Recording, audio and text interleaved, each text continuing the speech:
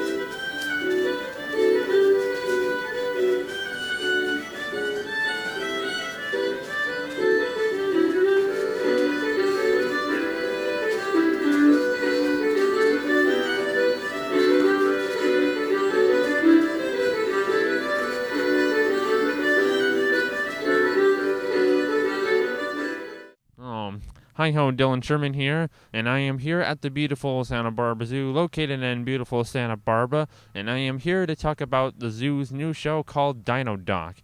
It is a show which they use dinosaurs as an example of how they take care of their animal residents somewhere in the zoo, and they do veterinary care on the dinosaurs just like the animals, but they don't give pedicures to them. They just only do eye checkups or respiratory problems, sort of things like that. And they have 3 dinosaurs to show the folks out there.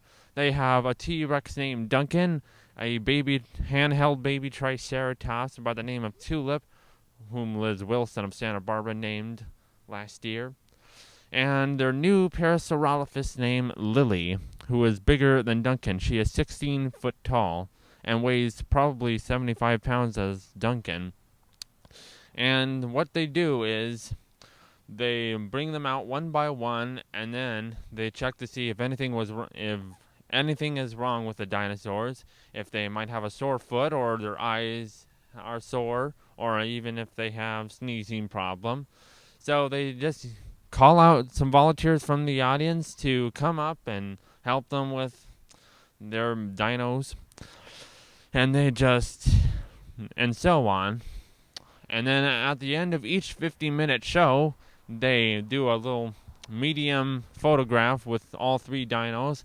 But first, there are a couple of rules. They should not touch Duncan and Lily, only Tulip in the middle, and they're not going to come up on stage. Because instead, they'll hold their fists out like this, and then Duncan will give them a sniff. And then when they announce that their dinos are getting tired, they put them back in the big barn that they have right down that little hill.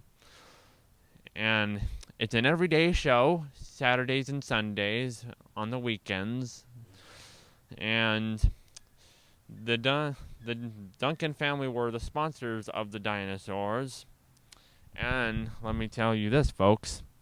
The dinosaurs were built by a famous Hollywood creature shop named the Kyoto Brothers of Burbank. They have built a great number of creatures for movies or stop-motion films, from Dinner for Schmucks, Elf, Killer Clowns from Outer Space, and even The Simpsons, and other films.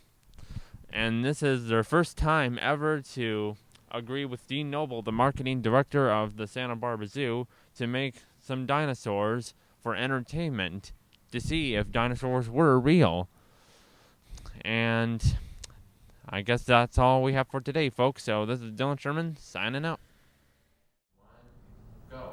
Thank you, Dylan. That was very interesting. I'll make sure to go to the Santa Barbara Zoo after work. But now we have another special segment on entertainment that takes us into a whole new dimension.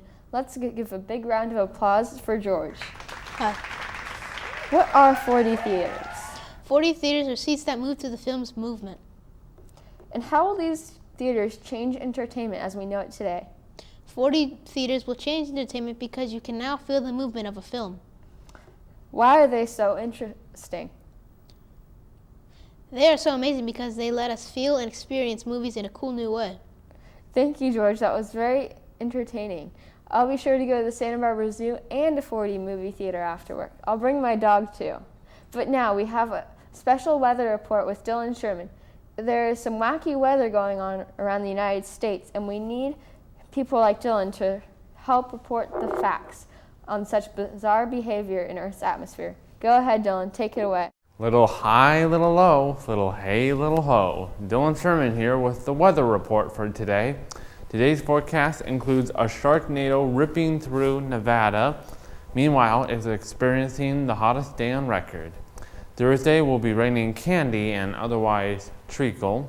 Friday will be raining fire and embers. Saturday is going to be flooding punch, which tastes so good. And finally, Sunday will be sunny. And that's pretty much about it for the weather. That is all for tonight's segment on entertainment. Good night, and thank you for watching NDJ News.